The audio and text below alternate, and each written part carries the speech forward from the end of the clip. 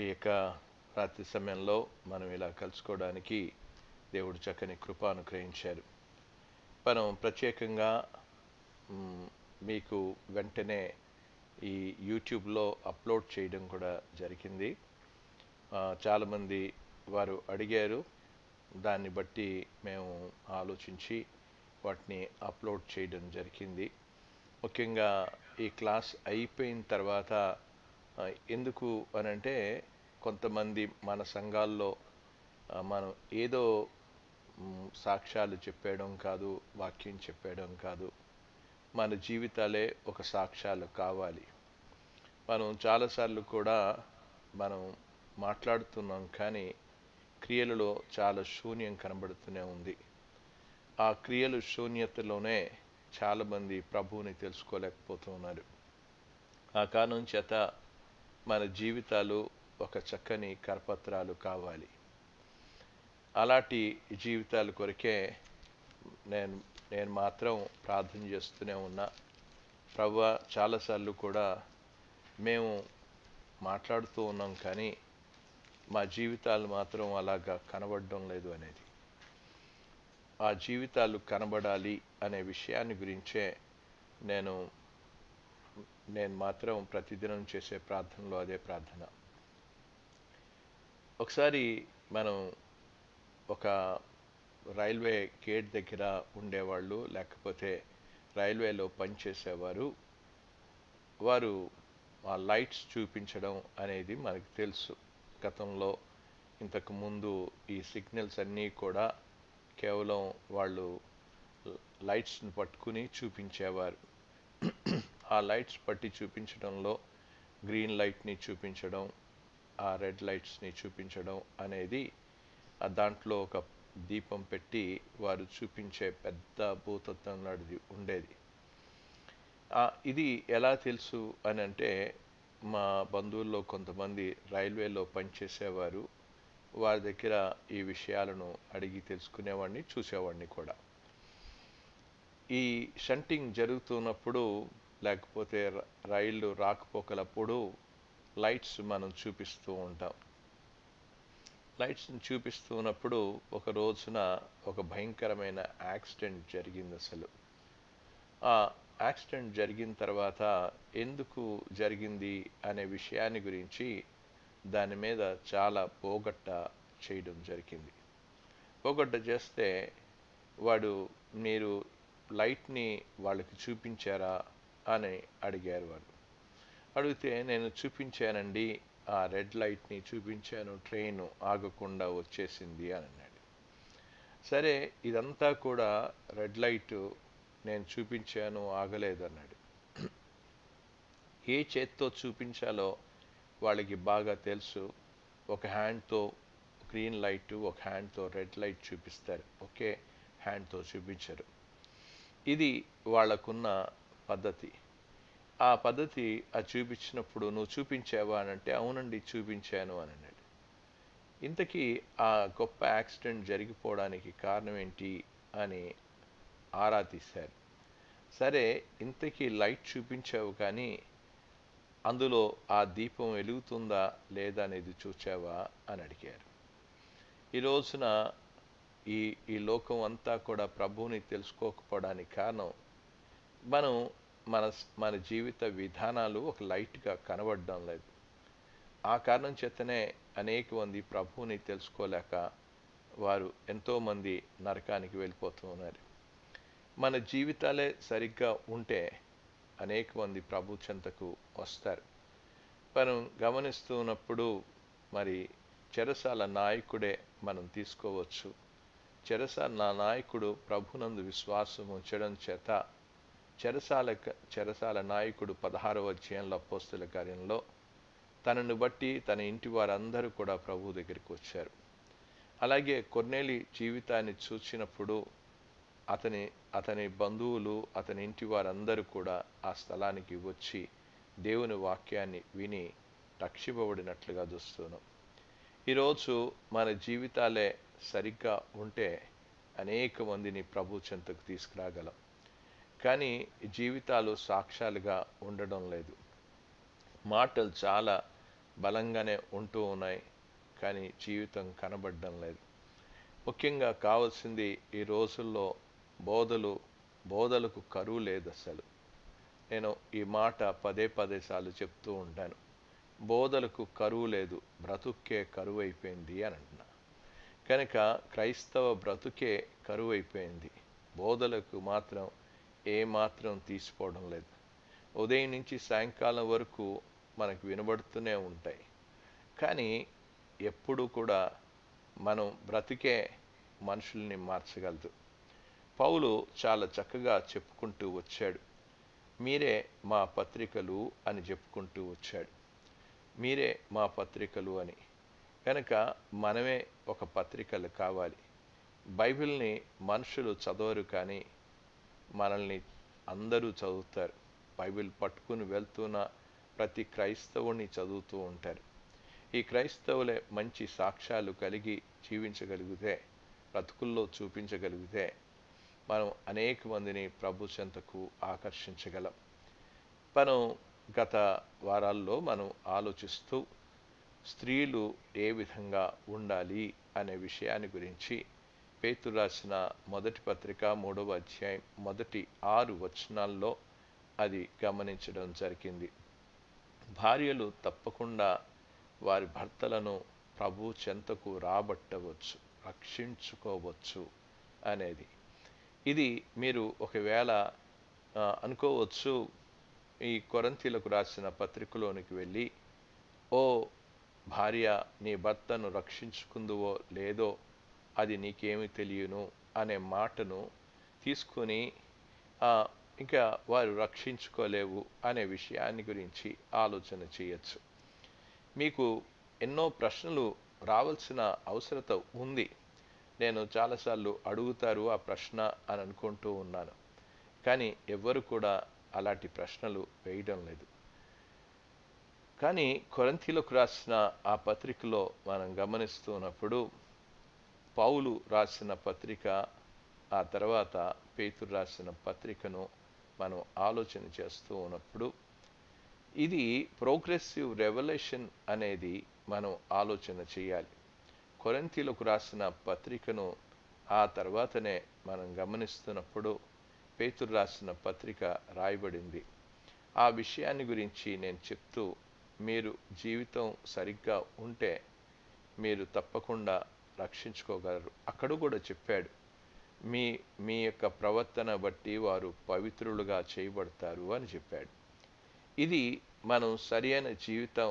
ఈరోజు నా భర్త రావడం లేదండి, నా భార్య వినడం లేదండి, నా భార్య ఆ యొక్క ప్రభుని తెలుసుకోవడం లేదండి అని మనం అంటే, అది మనల్లోనే, క్రైస్తవ జీవితంలోనే లోపము అనే విషయాన్ని అర్థం చేసుకోవాలి. దేవుని వాగ్దానాలు అన్నీ కూడా మనం యేసు ప్రభునందు విశ్వాసం ఉంచినప్పుడు మన యొక్క విశ్వాసం అనేది ఏ విధంగా ఉండాలి అనంటే, ఒక అంటు రోగంలాగా ఉండాలి అసలు. అది మన విశ్వాసం వాళ్ళకు కూడా రావాలి. అదే అవ్వలో వచ్చింది, ఆ తర్వాత కుమార్తెలో వచ్చింది, అది నీ యందు సహా వసించుచున్నది అని చెప్పాడు. విశ్వాసం అనేది అదొక లెగసీ అనేది. ఒక తరం తర్వాత ఒక తరానికి మనం విశ్వాసాన్ని అందించగలిగిన ఆ పరిస్థితి కావాలి. ఇది మనం గమనిస్తూ ఉన్నప్పుడు తప్పకుండా మన కుటుంబాలను రక్షించుకోగలము అనే విషయం, అది దేవుడు చెప్తున్న వాగ్దానం. అది మనం ఏదో వాగ్దానాలు తీసుకుంటాం, మనం భౌతిక సంబంధమైన వాగ్దానాల మీద మనము ఆ యొక్క పరిగెడుతున్నాం తప్ప నిజంగా ఆధ్యాత్మిక సంబంధమైన ఆ వాగ్దానాలను పట్టుకుని వెళ్ళడం లేదు. మనం ముఖ్యమైన గురి, మన కుటుంబాలు రక్షింపబడడం అనేది చాలా ప్రాముఖ్యం. ఆ రక్షణ కొరికే ఈ పేతురు రాసిన పత్రికలో మొదటి పత్రిక మొదటి 6 వచనాల్లో భార్యలకు చెప్పాడు, మీరు మీ విధేయత కలిగిన ఆ ప్రవర్తన బట్టి మీ భర్తలను రాబట్టుకొనవచ్చు అని చెప్పాడు. అదే సమయంలో ఒక క్రైస్తవ దైవభక్తి కలిగిన భర్తలు కూడా ఆ కుటుంబంలో తర్వాత పిల్లలకు వీటన్నిటికీ ఒక ప్రభావం చూపించాలంటే ఒక మంచి భర్తగా ఉండాలి అనే విషయాన్ని గురించి మీరు ఎలాగ ఉండాలో దాని గురించి పేతురు చాలా అద్భుతంగా రాశాడు.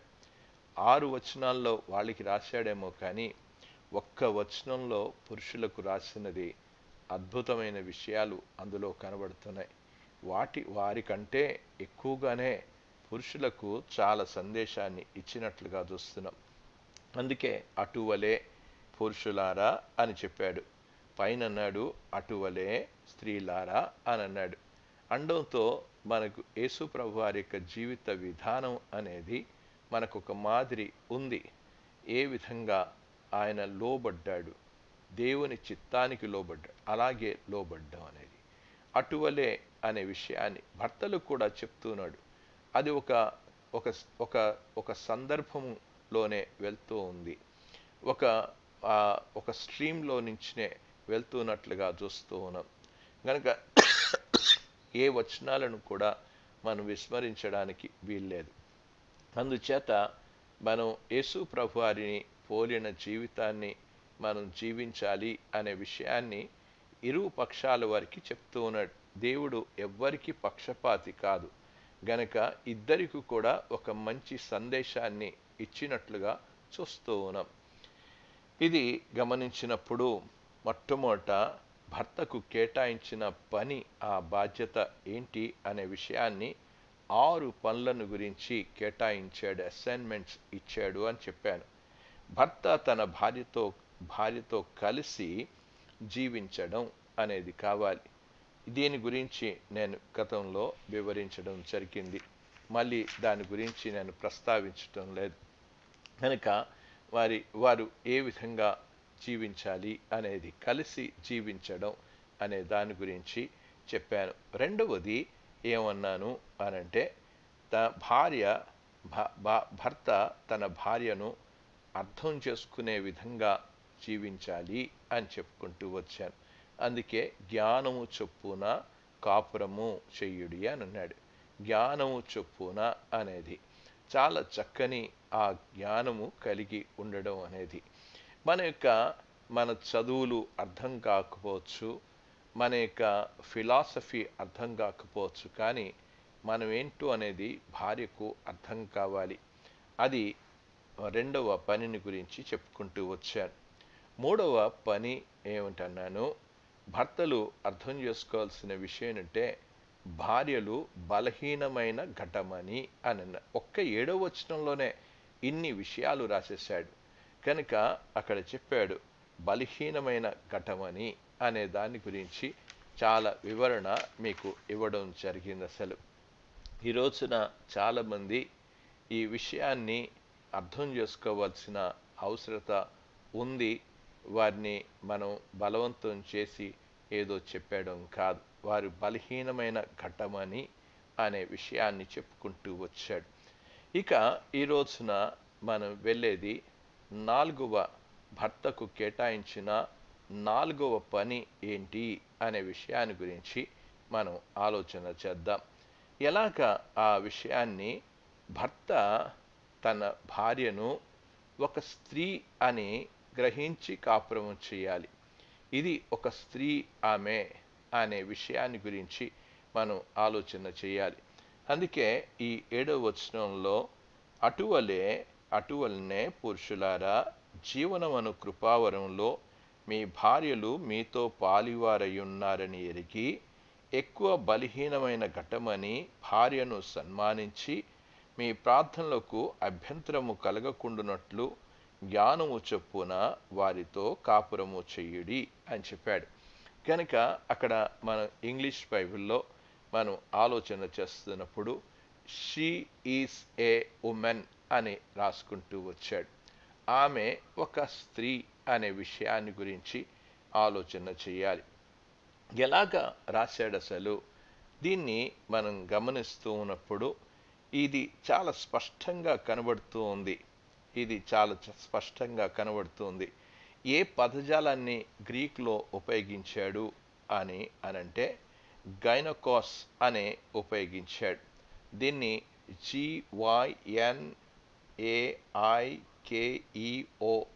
అనేది ఉమెన్ అనే మాటను ఆ నౌన్లో ఉపయోగించాడు, నామవాచకంలో ఉపయోగించినట్లుగా చూస్తున్నాం. అందులో నుంచే గైనకాలజీ అనేది వచ్చింది, ఇంగ్లీష్ పదం. కనుక గైనిక్ అనే విషయానికి వచ్చే వరకు అది ఉమెన్స్ వార్డ్ అని మనకు అర్థమవుతుంది. కనుక గైనకాలజీ అందులో నుంచే వచ్చినట్లుగా చూస్తూ ఉన్నాం.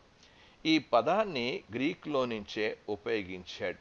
కనుక మనం పురుషుడు ఆ యొక్క అర్థం చేసుకోవాల్సింది స్త్రీ ఒక ఆమె అనే విషయాన్ని అర్థం చేసుకోవాలి. కనుక ఆమె పురుషుడు కాదు, ఇది అర్థం చేసుకోవాల్సిన విషయం. చాలాసార్లు కూడా భార్యలను అర్థం చేసుకోవడం లేదు. నేను అందుకే ఆ మాట మీకు చెప్పాను, భర్తలారా మీ భార్యలు ఎందుకు బాధపడుతున్నారు అనే విషయాన్ని గురించే దాన్ని టైటిల్ పెట్టి దాన్ని ఫస్ట్ పార్ట్ రిలీజ్ చేయడం జరిగింది.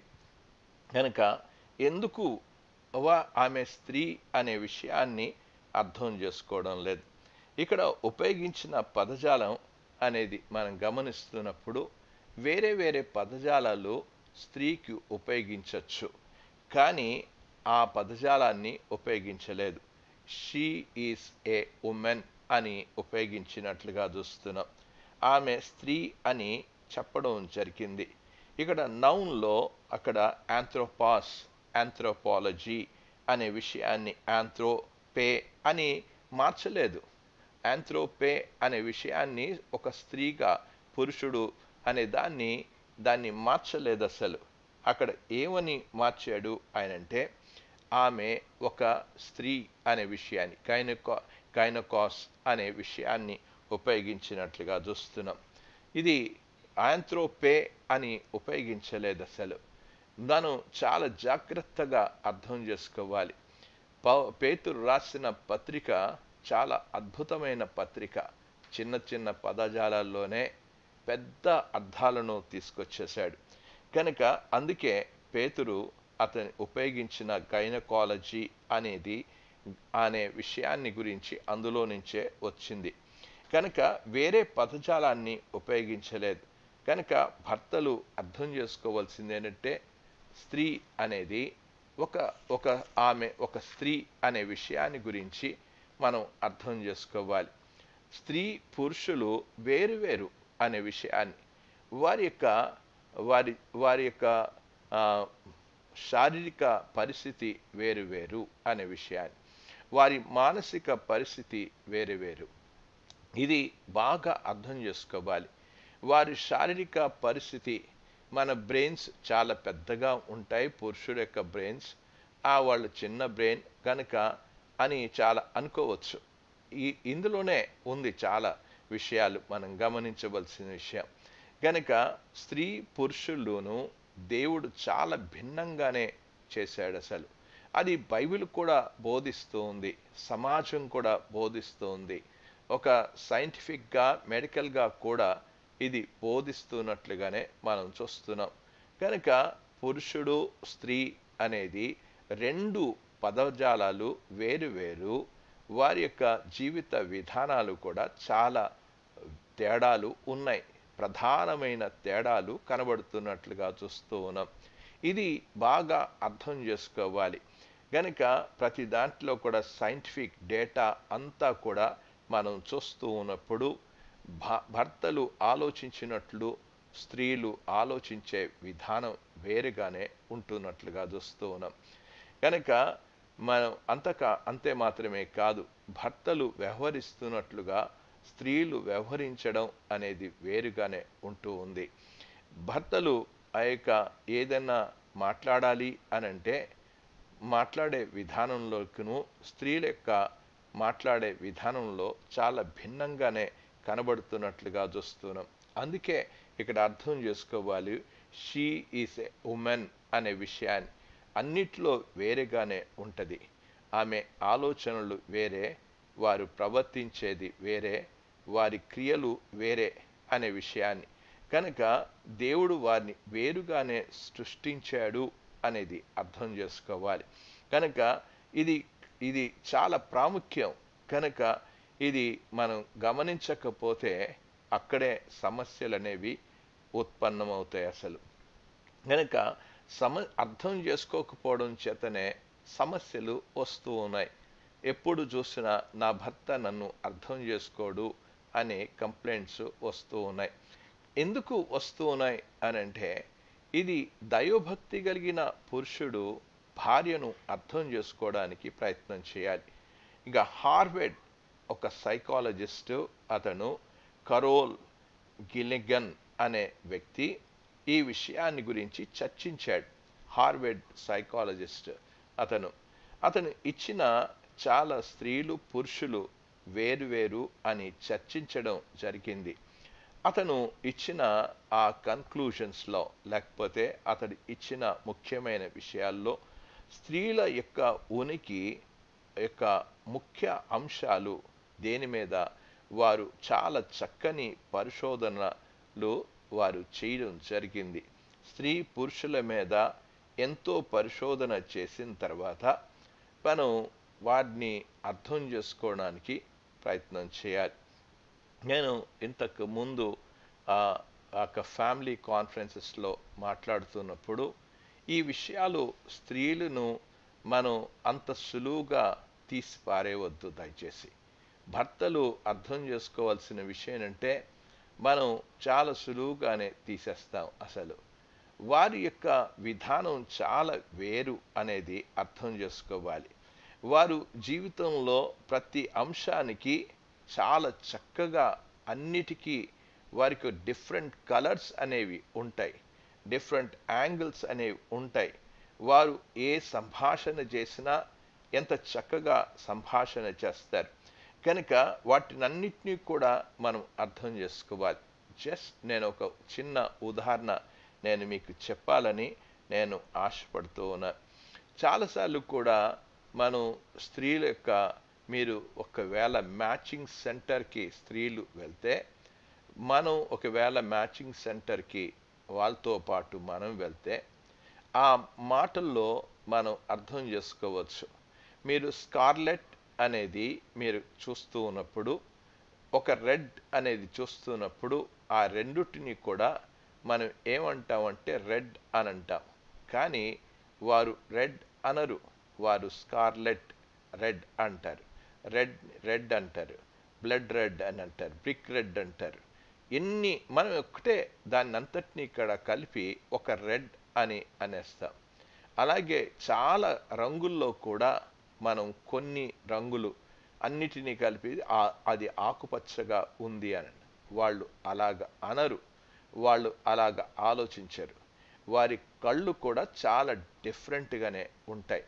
వారు రంగులను గురించి కూడా ఆలోచిస్తున్నప్పుడు ఎంత అద్భుతంగా వాళ్ళ యొక్క రంగుల యొక్క డిఫరెన్సెస్ కనబడుతూ ఉంటాయి.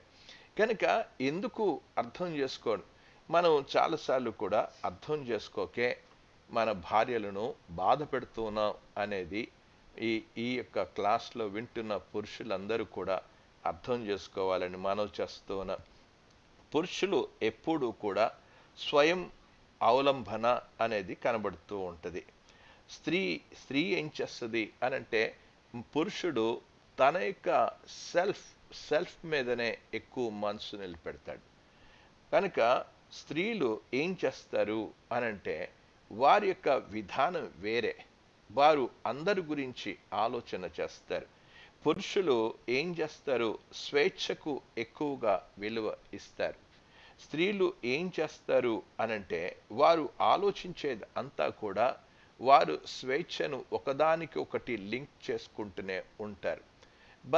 మనం ఏమంటాం, ఎవరికి వాళ్ళమే అని ఆలోచిస్తూ ఉంటాం. కనుక చాలాసార్లు కూడా మనం స్త్రీలను సరిగ్గా ఆలోచించడం లేదు.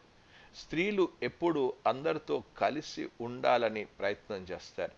పురుషుడు ఐసోలేటెడ్గా, ఒంటరిగా, ఏకాంతంగా ఉండడానికి ప్రయత్నం చేస్తాడు. అందుకే ఒక డాక్టర్ వెబ్బర్ అనే వ్యక్తి ఒక చక్కని పుస్తకాన్ని రాశాడు. అది టెండర్ వారియర్ అనే, టెండర్ వైఫ్ అనే ఒక పుస్తకాన్ని రాశాడు, టెండర్ వైఫ్ అనే విషయాన్ని. అందులో బాగా అర్థం చేసుకోవాల్సిన విషయం, స్త్రీలు ఒంటరిగా వెళ్ళి ఫోన్లో మాట్లాడుతూ ఉంటే పురుషులకు అది చాలా నచ్చదు అసలు. గంటలు గంటలు స్త్రీలు మాట్లాడుతూ ఉంటారు. స్త్రీలకు ఉన్న విషయం ఏంటంటే కమ్యూనికేషన్ అనేది వాళ్ళకి ఎప్పుడు ఉంటుంది. పురుషులకి చాలా తక్కువగానే కమ్యూనికేషన్ ఉంటుంది. నేను చాలాసార్లు వివాహాల్లో చెప్తూ ఉంటా, పురుషులకు మీరు పెళ్లి చేసుకుంటూ ఉన్నారు, మీరు ఒక్క మాట చెప్తారు, వన్ వర్డ్ చెప్తారు, కానీ స్త్రీలు చెప్పేది సెంటెన్సెస్ కాదు, పారాసే చెప్తూ ఉంటారు. గనుక పురుషులు వినడానికి ప్రయత్నం చేయాలి అని చెప్తూ ఉంటా.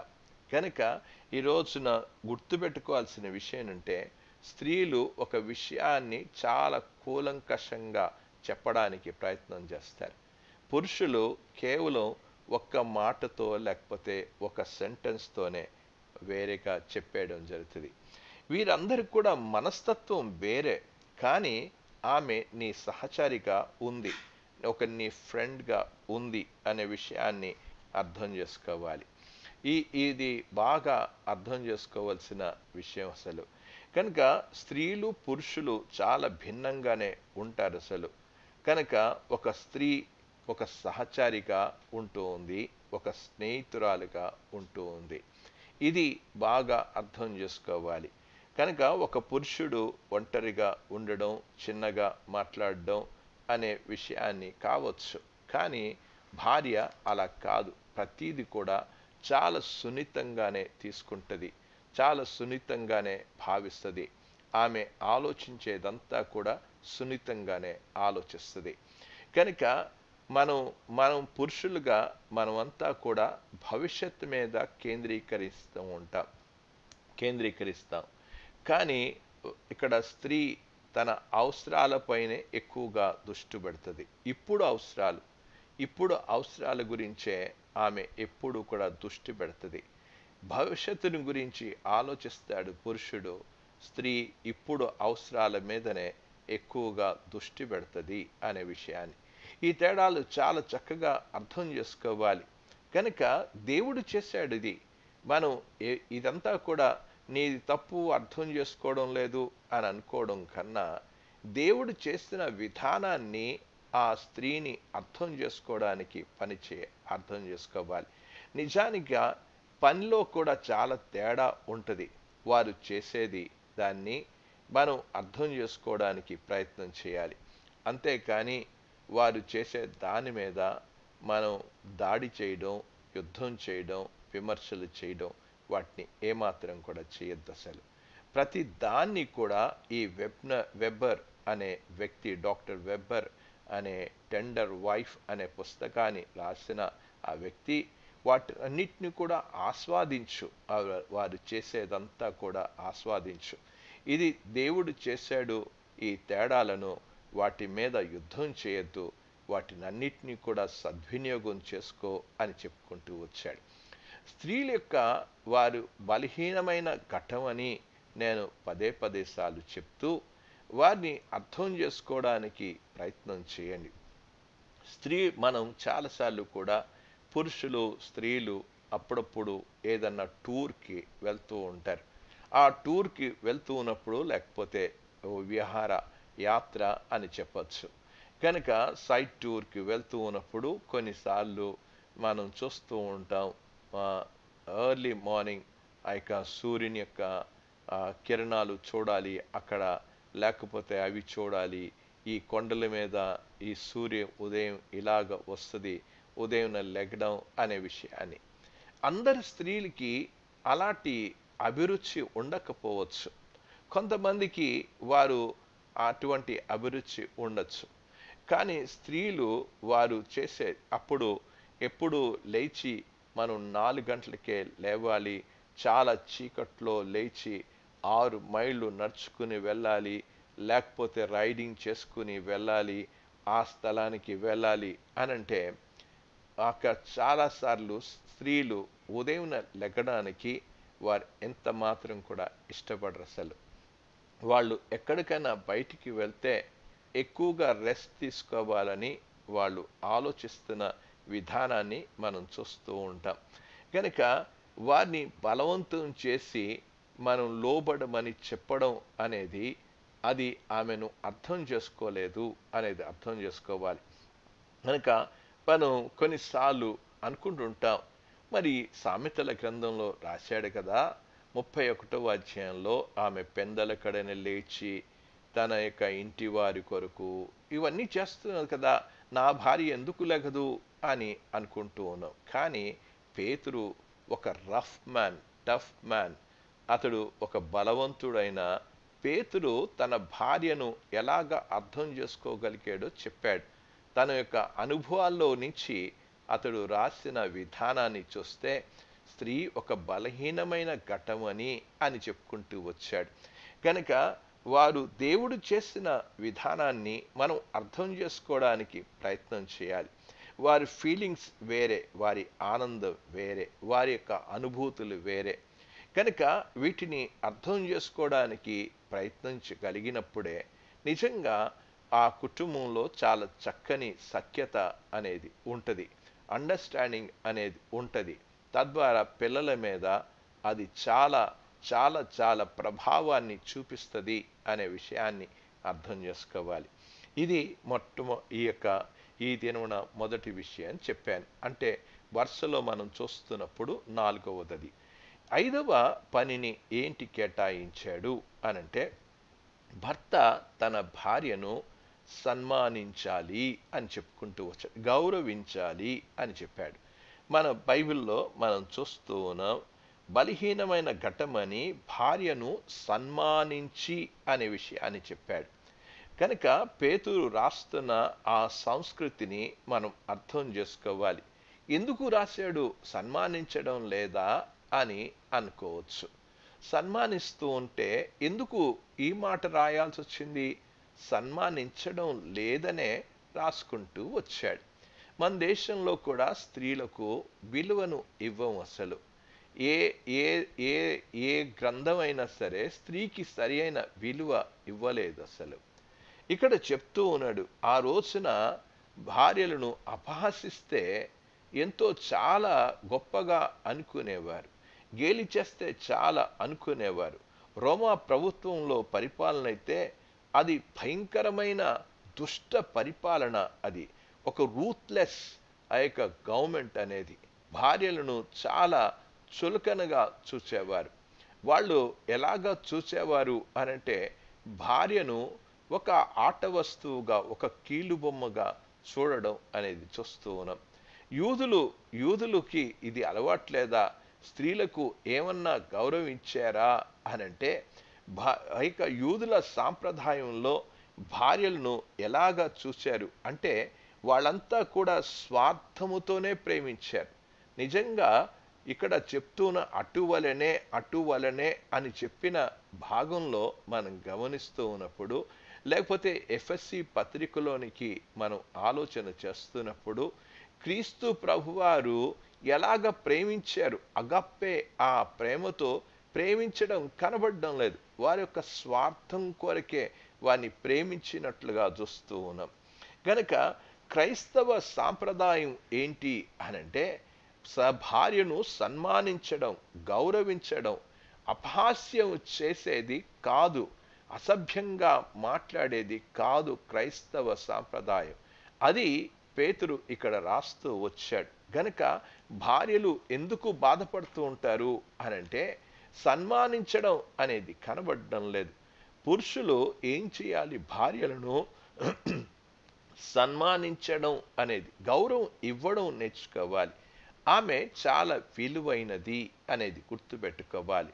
ఆమె చాలా ప్రశస్తమైంది అనే విషయాన్ని, ఆమె నీతో ఒక సహచరిగా ఒక సంబంధం కలిగి ఉంది అసలు. కనుక ఆమెను ఉన్నతంగా చూడడం అనేది నేర్చుకోవాలి. ఇది క్రైస్తవులు చేయాల్సిన విషయం. చాలామంది పురుషులు వారి భార్యలను వారు పిలవడమే సరిగ్గా ఉండదు అసలు. వారిని పిలుపులోనే సరిగ్గా ఉండదు, గౌరవంతో పిలవరు అసలు. కనుక ఇక్కడ ఆమె చాలా విలువైనది అనే విషయాన్ని గుర్తుపెట్టుకోవాలి. ఆమె మానసికంతో ఆమె పరిశీలన చేస్తూ ఉంటే నువ్వు ఒక్కసారి కూర్చుని ఆలోచించసలు. భర్తగా కూర్చుని ఆలోచించాల్సింది ఏంటంటే ఆమె ఎంత సహాయకురాలు అనే విషయాన్ని మనం గమనిస్తూ ఉంటే నిజంగా వాళ్ళకి స్త్రీలకు మనం హ్యాట్స్ ఆఫ్ చెప్పాలి అసలు. వారు చేసేది మనం అనారోగ్యంగా ఉన్నప్పుడు వాళ్ళు తీసుకునే శ్రద్ధ ఇంత అంత కాదు అసలు.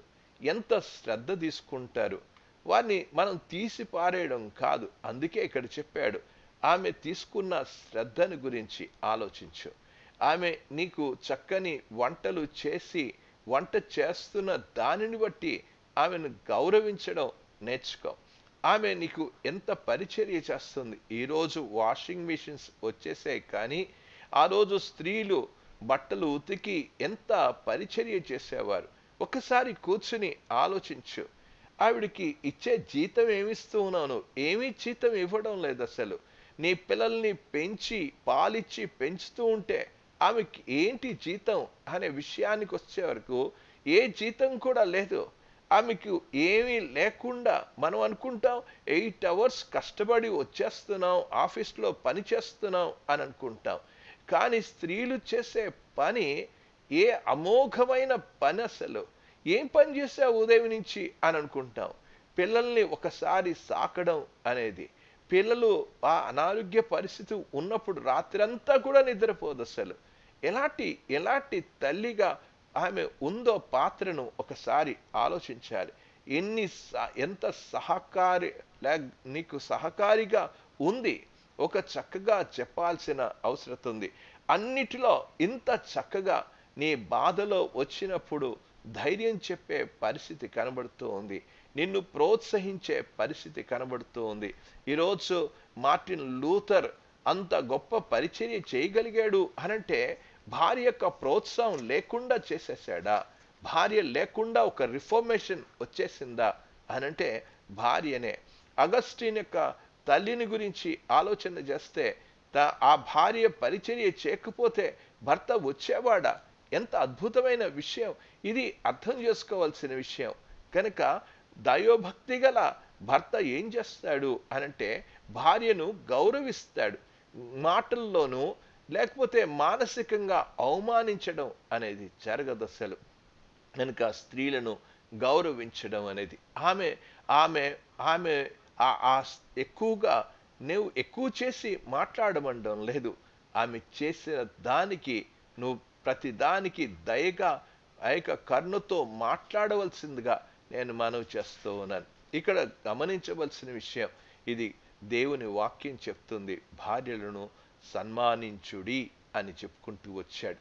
ఇది ఏదో మాట బ్రతిమాలుతున్న మాట కాదు. సన్మానించుడి అనే విషయాన్ని ఇది ఆజ్ఞాపరంగానే తీసుకోవాల్సిన అవసరత ఉంది అసలు. కనుక ప్రతిరోజు నువ్వు ఎంత అద్భుతమైన పరిచర్య చేస్తుందో అనే విషయాన్ని గురించి మనం వివాహం అయిన తర్వాత మన యొక్క బాడీ షేప్స్ అన్నీ కూడా మారిపోతూ, వెంట్రుకలు ఓడిపోతూ, అంతా ఇంత లావుగా ఉంటున్నా ఆమె నీ ప్రక్కన నిలబడి ఏ సమస్యలో అయినా సరే నీ ప్రక్కన నిలబడి నీకు పరిచర్య చేయగలుగుతుందనంటే నువ్వెంత సన్మానించాలో ఒకసారి ఆలోచించాలని మనం చేస్తున్నా. కనుక ప్రతి దగ్గర కూడా నేనున్నాను అనే విషయాన్ని నిజంగా ఆమె గౌరవానికి అర్హురాలు అసలు. కనుక ఈ రోజున ఒక యుద్ధం జరుగుతున్నా సరే ఒక ముందు ప్రోత్సహించింది ఆమె అనే విషయాన్ని అర్థం చేసుకోవాలి. మనం సేవలో నిలబడుతున్నాం అనంటే వెనకాల వాళ్ళు సహకారం లేకపోతే ఈ పరిచర్య అంతా కూడా చేయలేను, ఈ పరిచర్య చేయజాలను కూడా. కనుక వెనకాల స్త్రీ నిలబడడం చేతనే ఎంతో మంది గొప్ప వ్యక్తులు చెప్పారు, ఒక గొప్ప పురుషుడు వెనకాల ఒక గొప్ప స్త్రీ ఉంది అనే విషయాన్ని. కనుక ఆమెను గౌరవించడం నేర్చుకో. గనుక దేవుని వాక్యంలో చెప్తున్న విషయం. అలాగని గౌరవించడంలో లొంగిపో అని చెప్పడం లేదు నేను, లేకపోతే లోబడమని చెప్పడం లేదు. ఆమె గౌరవించడం నేర్చుకో. ఆమె చాలా విలువైన రీతిగా పరిగణించడం అనేది చాలా అవసరం అనేది. కొన్నిసార్లు నాయకత్వం వహిస్తున్నప్పుడు ఇది చాలా జాగ్రత్తగానే మనం ఆలోచించాల్సిన అవసరం ఉంది. భార్యలు హద్దులు దాటుతున్నప్పుడు అప్పుడు చెప్పచ్చు, నో అని చెప్పచ్చు. ఆ హద్దులు దాటుతున్నప్పుడు చాలా జాగ్రత్తగానే చెప్పడం అనేది చాలా అవసరం. తప్పుంటే తప్పు అని చెప్పడం, అది కూడా గౌరవప్రదంగానే మంచిగా సన్మానిస్తూ మాట్లాడడం అనేది చేయాలి అసలు. గనుక ఆమె చేయవలసిన విషయాన్ని చాలా నువ్వు చక్కగా చెప్పచ్చు. గనుక దైవ భక్తి కలిగిన ఒక స్త్రీని మనకు భార్యగా దేవుడు ఇచ్చినందుకు తప్పకుండా సన్మానించవలసిన అవసరత ఉంది. ఇక ఆరవది ఏంటి అనంటే, ఆమె ఎటువంటి రీతిగా ఉందో దేవుని యొక్క వాక్యంలో చదువుతూ ఉన్నాను చూడండి. ఆ మాటలు, జీవనమను కృపావరములో మీ భార్యలు మీతో పాలివారై ఉన్నారు అని చెప్పుకుంటూ వచ్చాడు. జీవనం అనే కృపావరములో అనే విషయాన్ని, ఆమె ఆ కృపావరములో ఆమె వారసురాలు. ఆమె వారసురాలు అనే విషయాన్ని అర్థం చేసుకోవాలి. గనుక జీవనం అనే కృపావరంలో మీతో కూడా పాలివారై అనే, మీతో కూడా ఉన్నవారు. ఆ విషయాన్ని విస్మరించవద్దు అసలు. ఒక క్రైస్తవ భర్త ఎలాగ ఉండాలి అనే విషయాన్ని, ఆమె కృపావరములో పాలివారై వారసురాలు ఆవిడ కూడా అనేది మర్చిపోవద్దు అసలు. తేలిగ్గా తీసుకోవద్దు దీన్ని. గనక మనం చాలా తేలిగ్గా తీసుకోవడానికి ప్రయత్నం చేస్తాం. తేలిగ్గా తీసుకోవద్దు అసలు. కానీ ఆమె జీవనం అనే కృపావరములో మీతో పాలివారై ఉన్నారు అనేది. ఆ కృపావరంలో ఎంత అద్భుతమైన విషయం. దాంట్లో మనం యోగ్యులమని ఇచ్చాడా? మనకి దేవుడు ఒక కృపను ఇచ్చాడు. కృపావరములో అనే విషయాన్ని, ఈ కృపను గురించి మనకు తెలుసు. కృప అనేది అయోగ్యులను యోగ్యులుగా చేసేది. ఇలాగా ఇద్దరం కూడా అయోగ్యులమే కావచ్చు. దేవుడు కృపనిచ్చాడు. ఒకరికొకరికి దేవుడు గొప్ప కృపనిచ్చాడు. ఈ విషయాన్ని అర్థం చేసుకోవలసిన విషయం అసలు. ఒక కృప అనేది ఎటువంటి రీతిగా, దాన్ని గురించి మనం ఆలోచన చేస్తున్నప్పుడు మనం ఒకరినొకరు ఎలాగ క్షమించుకోవాలి, ఒకరినొకరిని ఎలాగ ప్రేమించుకోవాలి, ఎలాగ అర్థం చేసుకోవాలి, ఎలాగ ఈ విషయాన్నంతటినీ కూడా ఇందులో చాలా చక్కగా రాసుకుంటూ వచ్చాడు. మీతో పాలివారై అంటే దేంట్లో పాలివారు? కేవలం ఇద్దరు రక్షణలో కూడా పాలివారే.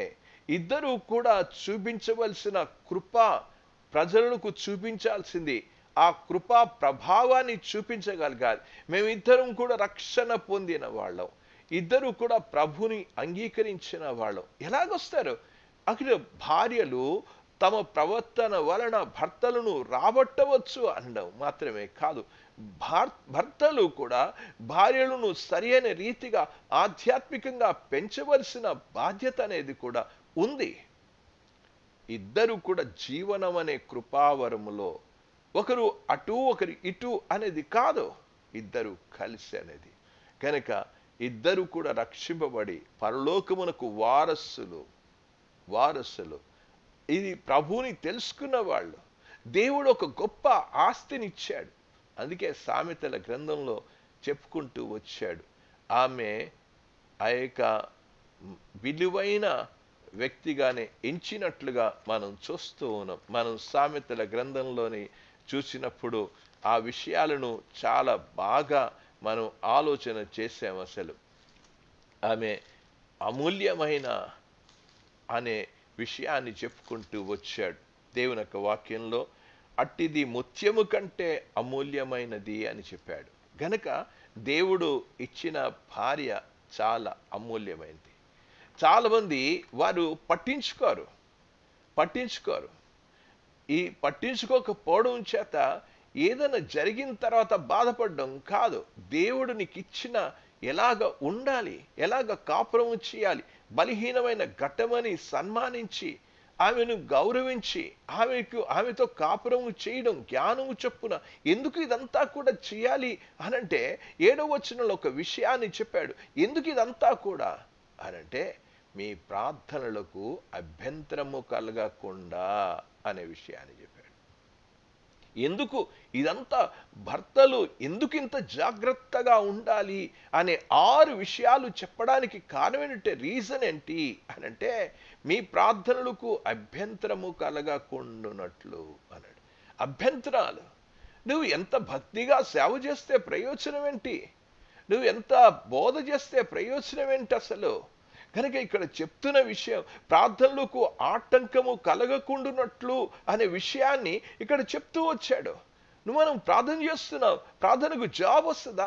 భార్యను సరిగ్గా చూడలేనప్పుడు, భార్యను సరిగ్గా సన్మానించలేనప్పుడు, భార్యను సరిగ్గా ప్రొటెక్ట్ చేయలేనప్పుడు, కాపాడలేనప్పుడు, ఏర్పాటు చేయలేనప్పుడు, ఆమెను గురించి ఆలోచించలేనప్పుడు, శ్రద్ధ తీసుకోలేనప్పుడు ఎంత ప్రార్థన చేస్తే ఏం లాభం అసలు? గనక సమస్య అంతా కూడా అర్థం చేసుకుని సరిగ్గా కాపురము చేయడం అనేది చాలా అవసరం. భార్య భర్తల మధ్యలో సమస్య ఉంటే ఏం ప్రార్థన చేస్తాం చెప్పండి? గృహంలో దెబ్బలాడుకుంటుంటే ఆ గృహంలో ప్రార్థనలు చేయగలమా? అందుకే చెప్పాడు ప్రార్థనలకు అభ్యంతరము కలగకుండా అనే ఒక సందర్భాన్ని గురించి చెప్పుకుంటూ వచ్చాడు. ఇక్కడ ఒక చిన్న వాక్యమే కనబడుతుంది, మీ ప్రార్థనలకు అభ్యంతరము కలగకుండా అనేది. ఎవరి జీవితం వారికి చాలా ప్రాముఖ్యమైంది. మొదటి 3వ అధ్యాయం మొదటి 6 వచనాలు భార్యకు చాలా ప్రాముఖ్యమైంది. 7వ వచనం భర్తకు కూడా చాలా ప్రాముఖ్యమైంది. ఎందుకు? ప్రార్థనలకు అభ్యంతరము కలగకుండానట్లు అని చెప్పి మనం ప్రతిరోజు నిద్రపోయే ముందు ప్రార్థన చేస్తూ ఉన్నప్పుడు, మనం ఉదయం లేచి ప్రార్థన చేస్తూ ఉన్నప్పుడు మనం ఎలా ప్రార్థన చేస్తూ ఉన్నాం? నిజంగా ఉదయం లేచి నీ భార్య కొరకు నువ్వు ప్రార్థన చేసావా? నిజాయితీగా చెప్పు. నీ భర్త కొరకు నువ్వు ప్రార్థన చేసావా? దేవా, నా భార్యతో ఇక ఈరోజు చర్చికి వెళ్తూ ఉన్నాం, నా భార్యతో నువ్వు మాట్లాడు నాయనా అని ప్రార్థన చేసుకుని వెళ్తూ ఉన్నామా? దేవా, నాతో మాట్లాడు, నా భార్యతో మాట్లాడు, మేమిద్దరం పరివర్తన చెందాలి, జీవనం అనే కృపా వరములో మేమిద్దరం పాలివారం. మా ప్రార్థనలకు అభ్యంతరము కలగకుండా అనేది ఆలోచన చేశారా? అందుకే ఇక్కడ చెప్పుకుంటూ వచ్చాడు ఏమని? ఇన్ని సూత్రాలు చెప్పడానికి కారణం ప్రార్థనలకు అభ్యంతరము కలగ, అంటే వాళ్ళు భర్తలను రాబట్టవచ్చు రక్షణలో. మన ప్రార్థనలు పరలోకానికి చేరాలి, దేవుని సన్నిధికి చేరాలి అనంటే ఎంత జాగ్రత్తగా జీవించాలో ఒకసారి ఆలోచన చేయండి. దేవుని వాక్యం ప్రార్థన అనేది ఎంత ప్రాముఖ్యం. పవిత్రమైన వివాహ సంబంధానికి ప్రాధాన్యత ఎంత ఇస్తున్నాం ఒక్కసారి ఆలోచించాలని మనం చేస్తూ ఉన్నాం. భార్య భర్తలు వారి జీవితంలో ఎలాగ జీవించాలో మీ ప్రార్థనలకు అభ్యంతరము కలగకుండా, వాళ్ళు సరైన జీవితాన్ని జీవిస్తే ప్రార్థనలకు జాబ్ వస్తుంది, దేవుని సన్నిధికి చేరుతుంది. నేను ఇక్కడ ఎవరిని బ్రతిమాలడం లేదు, నేను ఎవరిని బ్రతిమాలను. చాలాసార్లు కూడా మిమ్మల్ని బ్రతిమాలుతున్నా నేను బైబిల్ని చదువుతున్నప్పుడు నేను అర్థం చేసుకునే విషయం, ఈ పేతురు రాసిన పత్రికలో ఎక్కడైనా సరే పౌలైనా పేతురైనా యోహానైనా బ్రతిమాలినట్లు కనబడలేదు.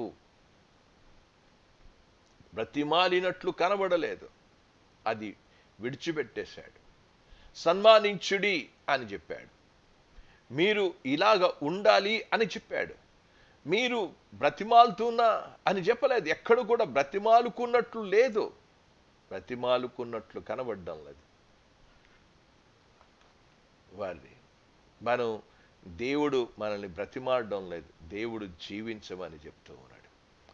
నేను కొన్ని ప్రశ్నలకు ఎవరికి వాళ్ళమే సమాధానం ఇచ్చుకోవాలని నిజాయితీగా యథార్థంగా ఈ ప్రశ్నలకు మీరే సమాధానం ఎవరికి వాళ్ళే పుస్తకాల దగ్గర నిలబడి మీరే రాయండి. ఎలాగ రాస్తారు? నేను మొట్టమొదట ఈ యొక్క విషయాన్ని గురించి చెప్తూ ఉన్నప్పుడు సన్మానించండి అని అది చెప్పిన తర్వాత ప్రశ్నలు మీకు విడిచిపెడతాను. ఎలాగ సన్మానించాలి, ఏ విధంగా సన్మానించాలి ఇన్ని చెప్పారు కదండి. ఒక భార్యను అర్థం చేసుకోవడానికి పురుషుడు చేయాల్సిన ప్రయత్నాలు ఇవి.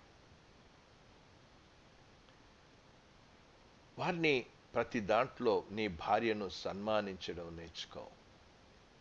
మంచిగా సన్మానించు. దేవుడిచ్చిన భాగస్వామి అని ఎంచుకో. దేవుడిచ్చిన మనిషి అని ఎంచుకుని చూడు, జాగ్రత్తగా చూడు. రెండవది చేయాల్సింది ఏంటంటే, ఆమెకు నువ్వు ఏ జీతం ఇవ్వడంలే. నువ్వేదో జీతాన్ని సంపాదించుకుంటున్నావు, కానీ ఆమె రోజంతా ఇంట్లో పనిచేస్తున్నందుకు ఏ జీతం ఇవ్వడం లేదు. ఆమెకు బహుమతి ఇచ్చి నువ్వు ప్రోత్సహించు, నువ్వెంత చక్కగా చేసావు అని. మూడవది, ఆమె అభిప్రాయాన్ని గౌరవించడం నేర్చుకో. ఆమె చెప్తుంది కొన్ని అభిప్రాయాలను గౌరవించడం నేర్చుకుందాం. నీకేం తెలుసు అని అనొద్దు. ఆమె అభిప్రాయాన్ని కూడా గౌరవించు. నాలుగవది,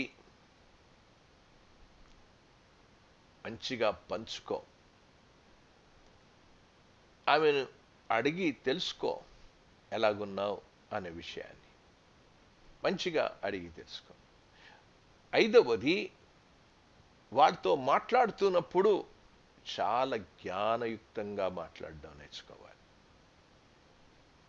చాలా దయగా మాట్లాడడం నేర్చుకోవాలి. ఈ మాటలే చాలా యుద్ధాలకు దారితీస్తుంది. కనుక ఈ మాటలు చాలా తెలివిగా, జ్ఞానముగా, దయతో మాట్లాడడం నేర్చుకోవాలి. అది చాలా అవసరం. ఆరవది, ఒక ఇంటి సంరక్షణ గురించి భర్త ఆలోచించాలి. ఒక మంచి తోటమాలిగా అన్ని మొక్కలకు ఎలాగా జాగ్రత్త తీసుకుంటామో అలాగే ఇంట్లో వాక్యము, ఆధ్యాత్మిక జీవితాన్ని గురించి శ్రద్ధ తీసుకోండి. ఇంటిలో శ్రద్ధ తీసుకోండి. ఈ రోజున పురుషులు ఇంట్లో కూర్చుని వాక్యమే మాట్లాడరు అసలు. ఏడవది, ఆమె బలహీనతలను ఇతరుల దగ్గర చర్చించవద్దు. ఆమెలో ఉన్న లోపాలను ఇతరుల దగ్గర చర్చించవద్దు దయచేసి. ఎనిమిదవది, ఆమె అభిరుచులకు ఆమె చూపిస్తున్న దాని మీద దానికి ఉన్న హాబీస్ ఉన్నాయి, ఆసక్తి చూపడం కూడా నేర్చుకుందాం. తొమ్మిదవది, పిల్లల ముందు ఆమెను ఎప్పుడూ కూడా గొప్పగానే మాట్లాడు, కించపరిచి మాట్లాడద్దు. పదవది, ఒక ప్రత్యేకమైన రోజులను వాటిని గుర్తుపెట్టుకోండి. ఈ యొక్క రోజులను గుర్తుపెట్టుకోవాల్సిన అవసరం ఉంది. బర్త్డే ఏంటి, వెడ్డింగ్ డే ఏంటి, ఇలాంటివన్నీ కూడా అవి చాలా ప్రత్యేకమైన రోజులు. అవి వాటిని గుర్తుపెట్టుకోవడానికి ప్రయత్నం చేయండి, మర్చిపోవద్దు. చెప్పండి, నువ్వు చాలా ప్రాముఖ్యం అనే విషయాన్ని చెప్పండి. చాలా ప్రాముఖ్యం, నువ్వు చాలా విలువైనవి. 12వది, ఇతర స్త్రీలతో ఎప్పుడూ పోల్చొద్దు. ఆమె ముందు ఇతర స్త్రీలను గురించి మాట్లాడొద్దు, పోల్చొద్దు కూడా. ఇది చూడండి, ఒక మనిషిగా చూడు, ఒక సేవకురాలుగా, ఒక పని మనిషిగా చూడొద్దు దయచేసి. మంచిగా చూడు. ఈ 12 విషయాలను మీ మనసులో పెట్టుకుని సన్మానించడం నేర్చుకో. భార్యలు ఎందుకు బాధపడుతూ ఉన్నారు అనంటే భర్తలు సరి అయిన రీతిగా వ్యవహరించకపోవడం చేతనే బాధపడుతూ ఉన్నారు. ఆ బాధపడడం కాదు, మన ప్రార్థన ప్రభు సన్నిధానానికి చేరడం లేదు అనేది అర్థం చేసుకో. దేవునితో నీకున్న రిలేషన్షిప్ సరిగ్గా ఉండడం లేదు కనుక ఇంట్లోనే సరిగ్గా మనం జీవించగలిగినప్పుడు మన ప్రార్థనలకు అభ్యంతరము కలగకుండానట్లు అన్నాడు. మొట్టమొదట ఇదే సరిగ్గా చూడకపోతే ఎంత మోకరించి ప్రార్థన చేస్తే ప్రయోజనం ఏంటి?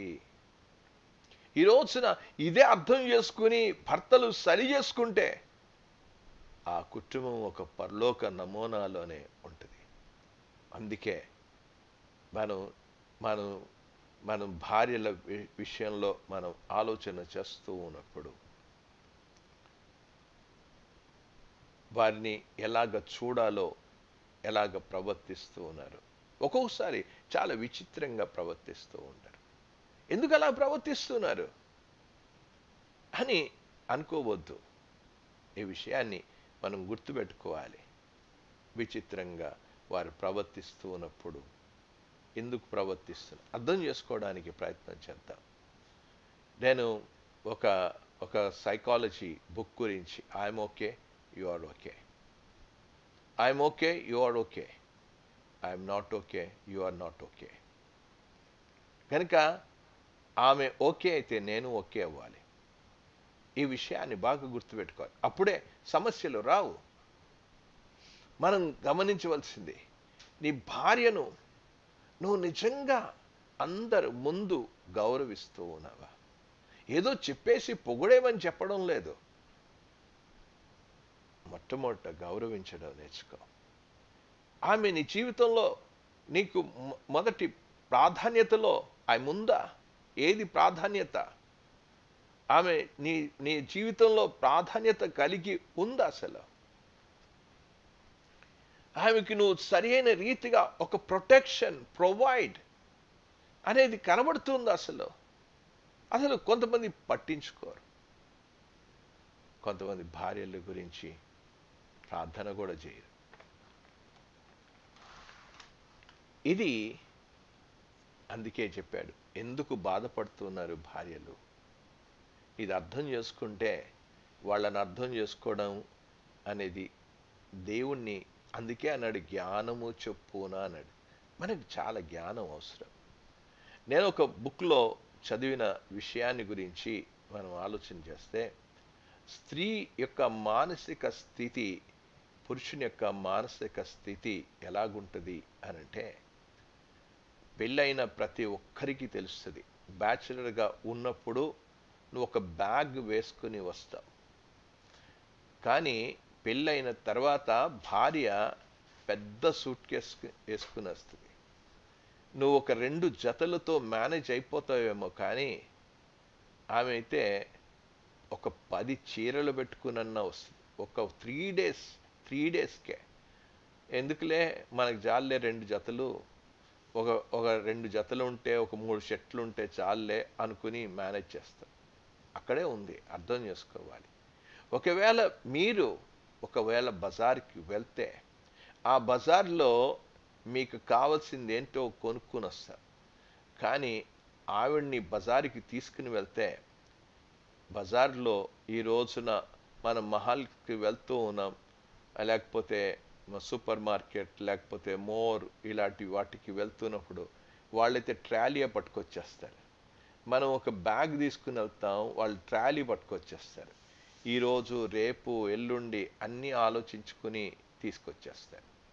మేము స్నానం చేస్తున్నప్పుడు మనం చూసేది కేవలం కొన్ని వస్తువులే చూస్తాం, కానీ ఒక పుస్తకంలో రాశాడు, పురుషుడు ఆలోచించేది 8 థింగ్స్ అని చెప్పాడు, స్త్రీలు ఆలోచించేది 64 థింగ్స్ అన్నాడు. నాకు అర్థం కాలేదు అసలు.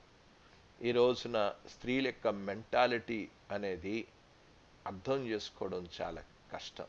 అందుచేత జ్ఞానము చొప్పున కాపురము చేయమన్నాడు. వారు జీవనం అనే కృపావరంలో మీతో పాలివారై ఉన్నారు, మీతో కూడా ఉన్నారు. మనం భార్య, భర్తలు, పిల్లలు అందరం కూడా ప్రభు సన్నిధానానికి చేరాలి, పరలోకానికి చేరాలంటే ప్రార్థనలు చాలా అవసరం. కనుక ప్రార్థనలకే అభ్యంతరం కలిగితే మనం కుటుంబ జీవిత వ్యవస్థ ఎంతవరకు సమంజసంగా ఉందో ఎవరికి వాళ్ళమే ఆలోచిస్తే మంచిదని నేను భావిస్తూ ఉన్నాను. కనుక ఇక్కడ రాయబడింది మొదటి భాగం 3వ అధ్యాయం 6 వచనాలు అన్వయించుకుని వాళ్ళు బ్రతకాలి. 7వ వచనాన్ని అన్వయించుకొని పురుషులుగా మనము బ్రతకాలి. బ్రతకడం మాత్రమే కాదు, దేవుని కృపను ప్రతిబింబించాలి. అసలు అలాగ ప్రతిబింబించినప్పుడు పరలోకంలో గొప్ప సంపదను సమర్పించుకుంటాం. అలాగ కలిసి సఖ్యతతో అర్థం చేసుకుని ఎవరి పాత్ర వారు నిర్వర్తిస్తే, వారి ప్రార్థనలో ఇరువురు మోకరించి ప్రార్థన చేస్తే అది శక్తివంతమైన జాబులు పొందగలరు. ఎంత అద్భుతంగా పేతురు రఫ్ అండ్ టఫ్ మ్యానే ఇలాగ రాస్తే ఒక్కసారి కూర్చుని ఆలోచించండి. తను ఎంత చక్కగా దైవ జ్ఞానంతో రాశాడో అర్థం చేసుకుని జీవించి ప్రార్థనలకు ఆటంకము కలగకుండా జ్ఞానము చొప్పున కాపురము చేద్దాం. దేవుడి కొద్ది మాటలను దీవించునుగాక. Subscribe now and press the bell icon. Never miss an update.